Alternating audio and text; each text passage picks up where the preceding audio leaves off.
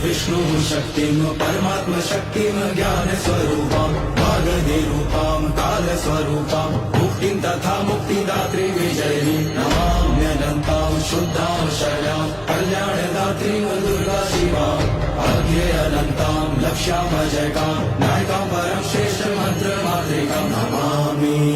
दुर्गां तां दुर्गमाम समस्त पाप निवारणिश्च भजामि भवभीत भवतारिणिश्च तां चिन्मयातीतां शून्यसाक्षिणीम्